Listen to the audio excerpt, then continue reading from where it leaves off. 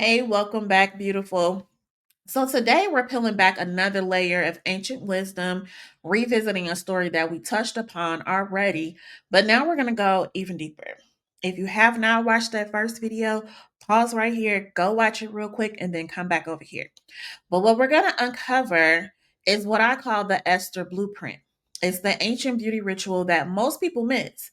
When we hear about Esther, the narrative often highlights her stunning beauty, the physical attributes that supposedly caught the king's eye. But to focus solely on her outward appearance is really to miss the profound and multidimensional spiritual strategy that's at play. It's like going into a beautiful, magnificent temple and you only notice the paint on the walls. And you're going to completely ignore the intricate architecture, the sacred geometry, the powerful energy that's flowing in there. You just like, oh, this paint is pretty. Yikes. Esther's journey wasn't just a stroke of luck or a testament to superficial charm either. It was a meticulously orchestrated, deeply spiritual process. Now, that's a true act of brujeria. And that is what prepared her, her body, her mind, and her spirit to step into a destiny far greater than she could have ever imagined. Now, this blueprint is about more than just looking good. It's about becoming good, feeling good, and being ready to receive and hold the highest version of your life. Think about that for a moment. The highest version of your life, and you go through something that actually prepares you to hold it. They say one of the main reasons why people who win in the lottery, why they don't they end up, being broke again, is because they couldn't hold that level of wealth yet. It's the same thing when we think about the highest version of our lives.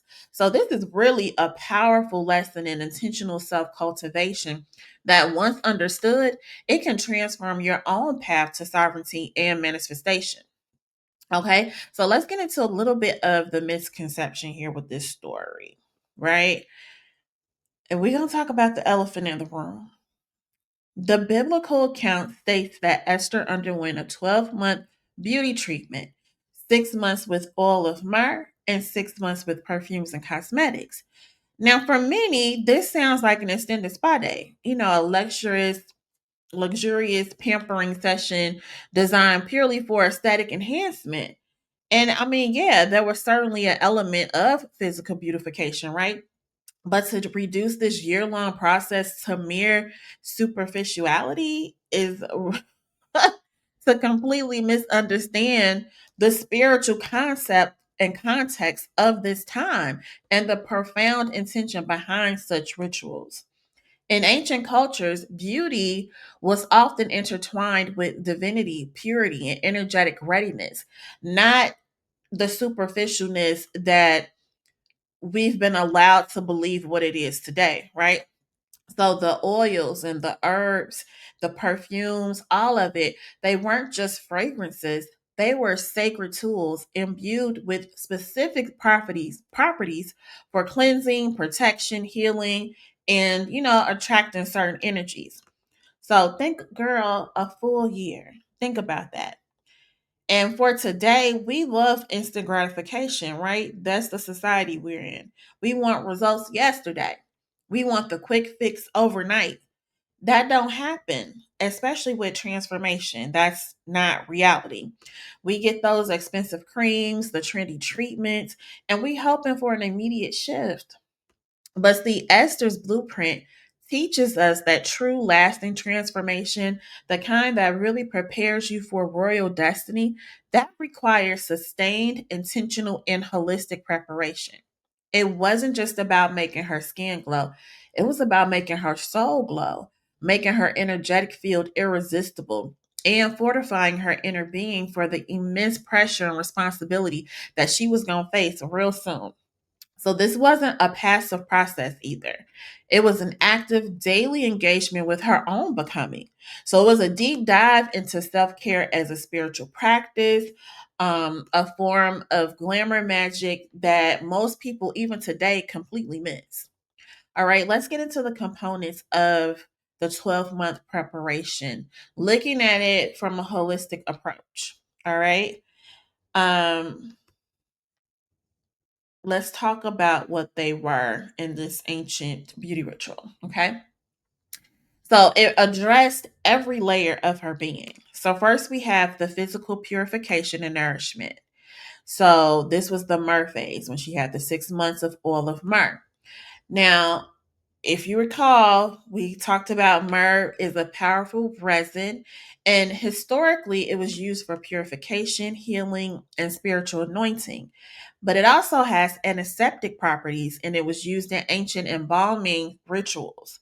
So this symbolizes a shedding of the old in preparation for a new state.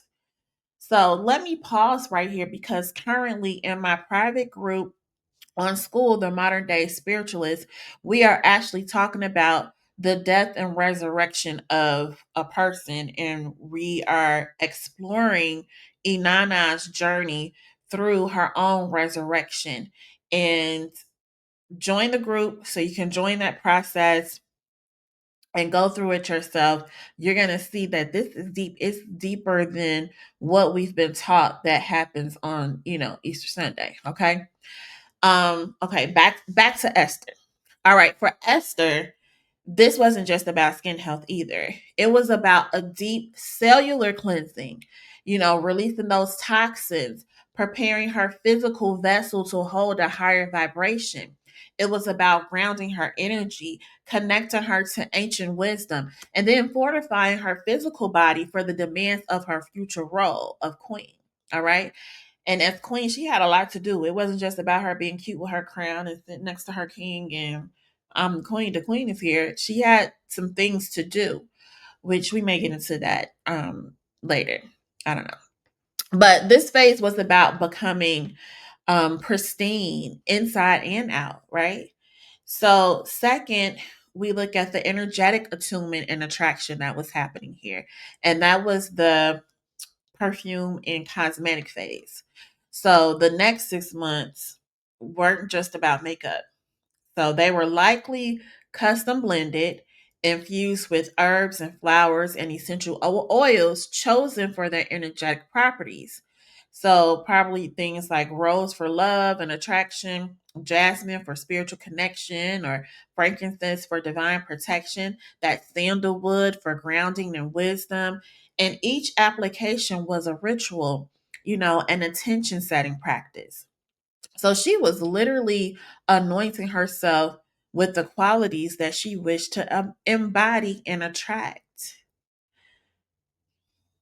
This phase was about refining her aura, enhancing her magnetism, and aligning her energetic field with her desired outcome. So it was about becoming a beacon, radiating her unique essence. So next we move to the emotional and mental fortification. Now, it wasn't explicitly stated, but imagine the inner work happening during this year. Living in the harem, surrounded by other women, y'all all vying for this one man's attention. That had to be crazy for her emotions, right? Yeah, think about some of y'all now just dating, just you just knowing he even talking to another woman. Y'all be losing y'all shit. Could you imagine what that was like for Esther? She would have had to cultivate inner peace, resilience, and self trust. So this period would have been ripe for journaling and meditation, prayer, and deep self reflection. So she was learning to master her inner landscape in order to maintain her composure and to trust her intuition, amidst the uncertainty that I'm sure was happening considering her circumstances, right? So this emotional and mental preparation was crucial for her ability to navigate the political complexities of the court and to make courageous decisions when the time came. So that's why we got to regulate these emotions. We cannot be all over the place, okay? We got things to do, we got decisions to make, and we can't let our emotions outrun us and ruin everything. All right, so next is the spiritual alignment and the surrender piece. Because ultimately, this entire process was an act of spiritual surrender and alignment, right? Esther was not in control of her circumstances, but she was in control of her response and her preparation. So she trusted the process, even when it was long and uncertain. This deep trust, this unwavering faith in a higher plan, that is really the ultimate spiritual strategy. It allowed her to remain centered and open to divine guidance, which would prove essential for her destiny. So, this 12-month ritual was a masterclass in holistic self development. Um, and when we think about sovereignty, this is definitely a blueprint that we can follow. But why this ritual, why does it get missed? It's the instant gratification trap.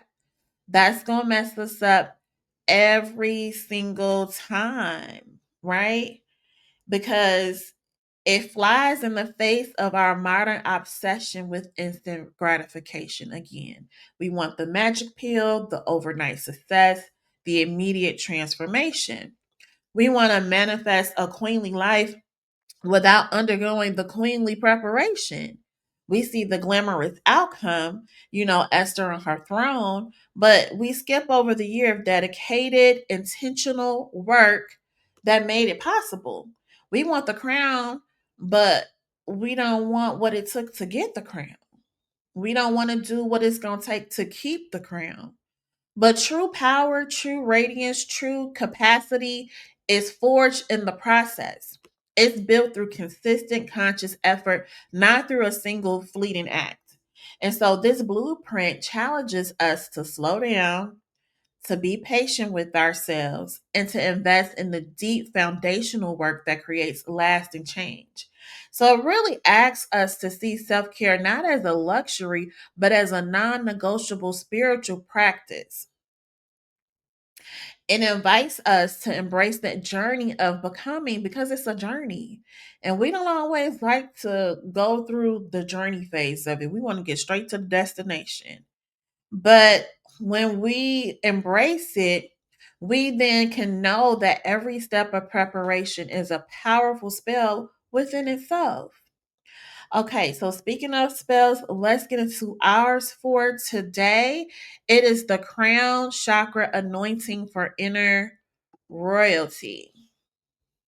Okay, hopefully you can see that picture, the visual.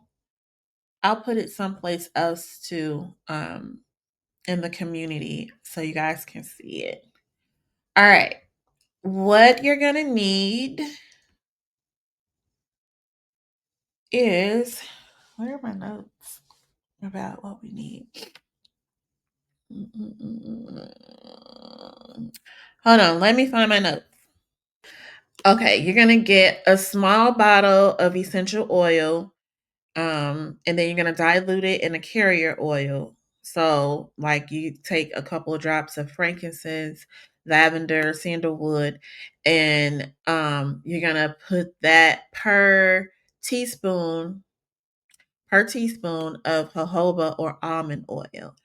You can actually use, if you did the spell that we did in the previous video, you can even use that same oil, right? Because you've already anointed that and whatever.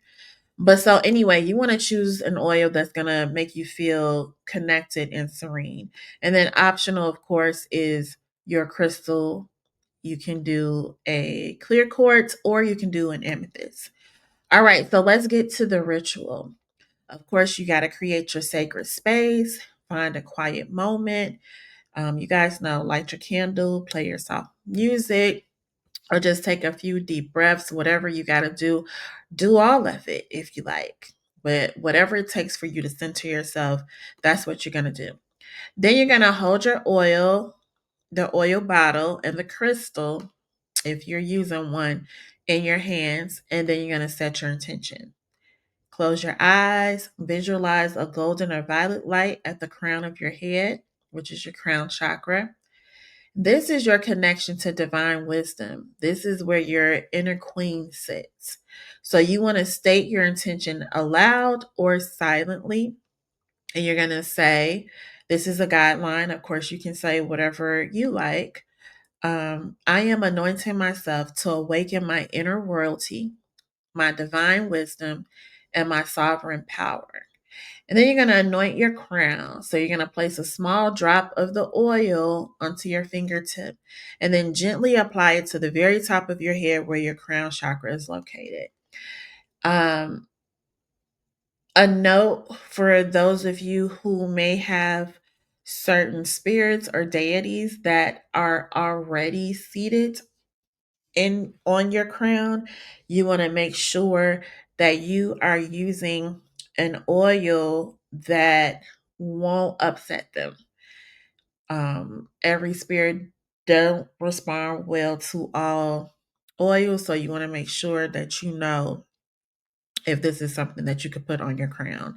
If you do have any of those situations going on, if you are crowned in Lukumi or with the Orisha, if you have any other Loa or any other system where a deity takes the seat of your crown, you want to make sure that you're careful about those things.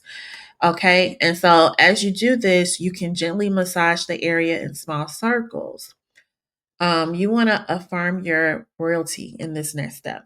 So as you anoint, you're going to repeat affirmations that resonate with your inner queen. For example, you can say things like, I am divinely guided. I embody grace and wisdom. I am worthy of my highest destiny. I am sovereign. And then the fifth step is you want to integrate. So you want to take a few more deep breaths, allowing the energy of the oil and your intention to really integrate. You want to feel that connection to your inner wisdom and power. Now, this ritual is simple and performed regularly. It can really transform a moment of self care into a powerful act of glamour magic, helping you to embody the Esther blueprint and prepare yourself to really receive and hold the magnificent life that you are destined to receive. Now, if this resonated with you, and you want to continue this journey, or you want to start this journey, right? Of taking the year to prepare yourself for your destiny, I want to invite you to join me in the outside in method, this method that I created for such a time as this. The system one is going to take us through the 12 stages of reinvention, and we're going to put duty first, right? But in the same context that they did when Esther was preparing to be queen. This is actually where I got the system from, is from her preparation. You can find that information in the description. The link will be there for you to find out more about the program and join with us. So please like, share, subscribe, girl. Hype it up, leave comments, just do all the things for me, girl. And I will see you in the next one.